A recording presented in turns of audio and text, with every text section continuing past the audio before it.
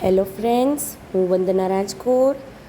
આ મારો મોટો દીકરો મંત્ર ખાટલા ઉપર સૂતી છે, એ મારી દીકરી દિત્યા.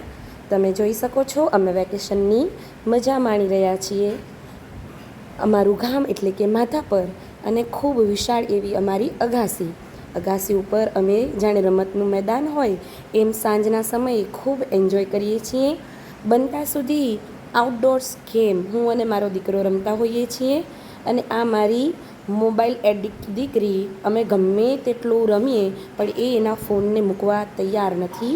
અહીંયા તમે જોશો, મેં મારા મંત્ર સાથે લોંગ જમ્પ, લંગડી, કબડ્ડી આવી અલગ અલગ ગેમ્સ રમી અને એને પણ ખૂબ મજા પડી. મને પણ એવું લાગ્યું કે જાણે બાળપણ જીવંત થઈ રહ્યું છે.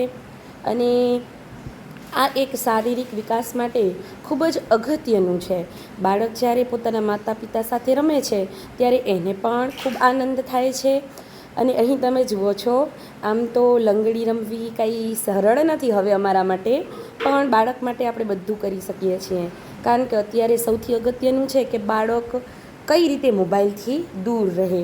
અહીં તમે જોશો કે થોડુંક ચીટિંગ સાથે અને થોડીક ટેકનિક સાથે અમે મા દીકરો બંને લંગડી રમી રહ્યા છીએ. ખૂબ મજા આવી રહી છે. અને આવી જ રીતે હું ઈચ્છું છું કે આખું વેકેશન હું મારા બાળકો સાથે આવી રમતો રમું, એમને પણ અવનવી રમતોનો આનંદ આપું, અને સાથે સાથે મને પણ એક શારીરિક રીતે આ એક કસરત જેવું મળી રહેશે. તમે જોઈ રહ્યા છો કે આટલી બધી રમતોની સાથે હવે દિત્યાબેને પણ ફોન પોતાનો મૂકી દીધો છે, અને એ પણ હવે ઈચ્છે છે કે નીચે ઉતરી અને રમત રમે અમારી જોડે. તો અંતે રમતે